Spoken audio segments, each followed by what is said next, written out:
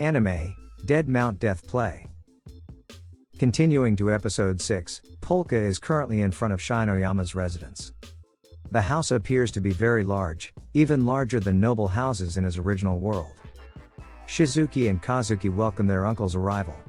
Polka indeed intended to come there because he had made a promise to the spirit that accompanies Shizuki and Kazuki. Takeru is also present at the house and greets him. He is somewhat surprised as to why Polka suddenly returned, considering that Polka always sends holiday cards and claims to be searching for his true identity. Polka answers that he has found a new identity in Shinjuku. Not only is he alone, Polka is accompanied by Misaki. Polka is quite surprised when Misaki can introduce herself in a very polite language, as Misaki usually speaks casually. They then enter and are having a conversation at the dining table. Misaki tells a story that she gave up on committing suicide because of Polka. Since then, she has also been continuously saved by Polka. Takeru is starting to believe that Polka has truly found a new identity. However, Takeru did not expect that the person Polka saved is an important individual from the Sakamiya Steel Company, although the company is no longer in operation. Takeru has heard stories about the incident involving Misaki's parents. He expresses his condolences. Polka is still somewhat cautious there, recalling Kuruya's explanation about the Shinoyama family. There is Shinoyama Gaku, Polka's older brother, who is the eldest son of Shinoyama Rozan. Then there is Shinoyama Takeru, Gaku's son. According to Kuruya, Takeru is the most terrifying person among the Shinoyama family. Takeru is the head of the Shinoyama Security Division. Hozorogi also explained that many former police officers have joined the Shinoyama Security Division. Their job is to suppress negative news and eliminate people who obstruct them. And apparently, Takeru has complete control over the Shinoyama Group's dark forces. Returning to the Shinoyama residence, Takeru's wife, Shinoyama Kiri, seems to quite like Misaki. Once again, Polka is impressed by Misaki's elegant response. Polka also doesn't want to be outdone to prevent his secret from being exposed. At least, Polka learned some table manners during last night's meal. And also, he brought the original Polka, a shark doll, with him. Shizuki becomes curious about the doll that Polka brought. Suddenly, Shinoyama Sayo answers that the doll is Sharkborg from Hell. It seems that she is a huge fan of shark movies and merchandise related to them. In the house, there is another family member whose name the original Polka doesn't know. Clearly, he is Rozan's nephew, which means he is Polka's cousin. Not all family members are present here. The others are currently at work. Coincidentally, Takeru is currently on leave, and Sayo is still unemployed. However, unexpectedly, an old grandfather comes from behind the door. That person is Shinoyama Rozan, Polka's father and the head of the Shinoyama family. Kiri is worried because Rozan is supposed to still be ill and not able to walk alone. But today, Rozan feels better and happy.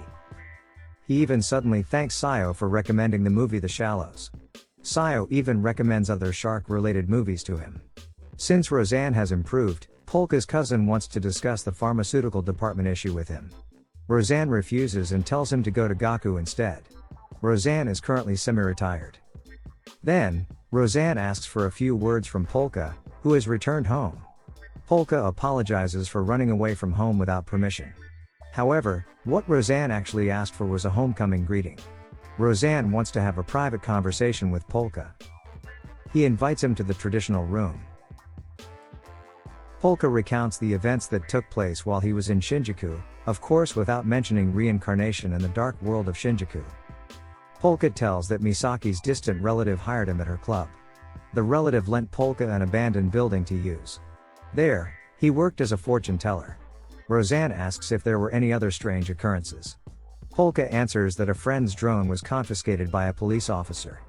Polka feels that Rozan believes what he's saying. However, Rozan then asks something that surprises Polka. Rozan asks who he really is. The face and voice coming from Polka indeed belong to him. However, Rozan feels that he is not Polka. Rozan's vast experience allows him to discern the falsehood, especially since he is Polka's own father. Corpse God doesn't know much about parental behavior since he was sold by them.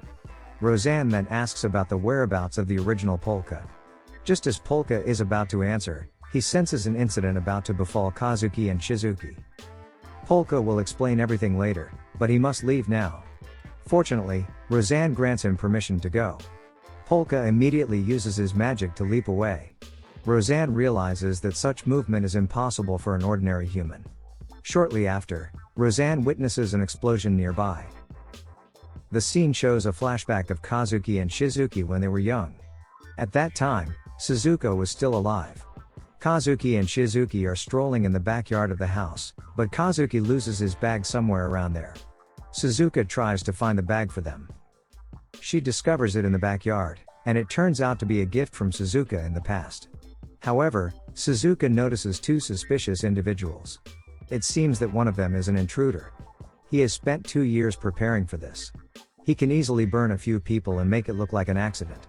For example, he could claim that Kazuki and Shizuki were playing with fire. Upon hearing this, Suzuka makes a sound that alerts them. When Suzuka wants to return to the house to warn the other family members, unbeknownst to her, her body has been burned beyond recognition. Shortly after, a massive explosion occurs in the incineration room of the house. Suzuka, who has already passed away, initially doesn't realize that she has become a ghost. Kazuki and Shizuki cannot see or hear her. And from that moment on, Suzuka's ghost continuously screams for someone to help Kazuki and Shizuki. Back to the present, another explosion occurs, just like in the past. A servant tries to evacuate Kazuki and Shizuki. Suzuka's ghost becomes more agitated because she knows that the servant is an imposter. Meanwhile, at the Tokyo Detention Center, Iwa and Eris arrive to interrogate a criminal. According to Iwa, this criminal is the closest lead they have to something they've seen recently. The criminal in question is Surimura Tenna, also known as Phantom Solitaire. Iwa shows a viral video of bones appearing during the Shakuzawa building fire. Tenna becomes somewhat interested. Although Iwa doesn't know if the fire was an accident or intentional, he believes the incident was caused by the fire-breathing bug. Typically, the bug leaves malicious statements at the scene, such as "this world is a buggy program." Similar phrases appeared in the Shakuzawa building fire, causing the flames to grow and spread rapidly like other scenes of the crime. Iwa assumes that the fire-breathing bug has disguised themselves as someone connected to the scenes and has spent a long time preparing their plan. Kazuki and Shizuki continue following the servant who is evacuating them. However, when they reach the basement, Kazuki remembers that there should be no evacuation route there. Before long, the servant reveals their true identity.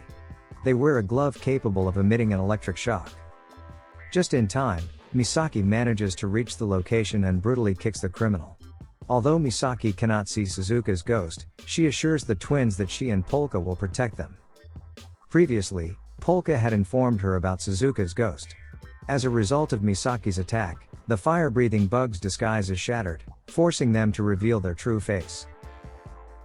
Kazuki and Shizuka try to escape while Misaki deals with the fire-breathing bug. As fellow assassins, the bug recognizes Misaki as Zaki the assassin. When Kazuki and Shizuka arrive at Polka's residence, Misaki realizes that one of the guards is constantly watching them. That's why Polka and Misaki intend to observe their movements while at the Shinoyama family's home. The fire-breathing bug continues to emit flames from their electric glove, but Misaki manages to dodge and counter with inhuman agility. The fire has spread to the upper floors, making it difficult for Kazuki and Shizuka to escape. The twins see their current predicament as karma, believing they are responsible for Suzuka's death.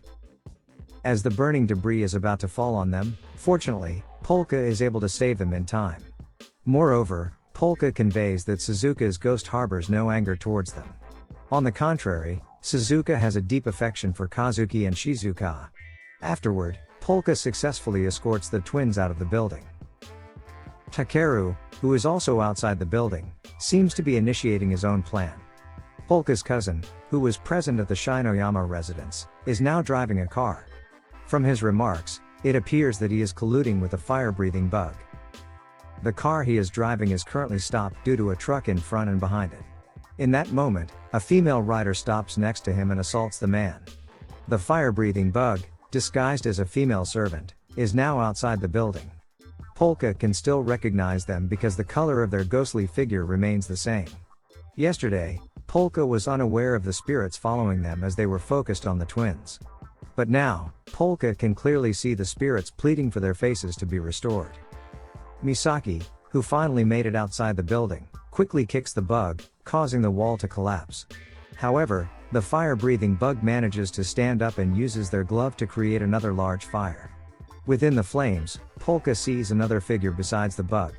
They recognize the color of the spirit, and as expected, it is Lemmings.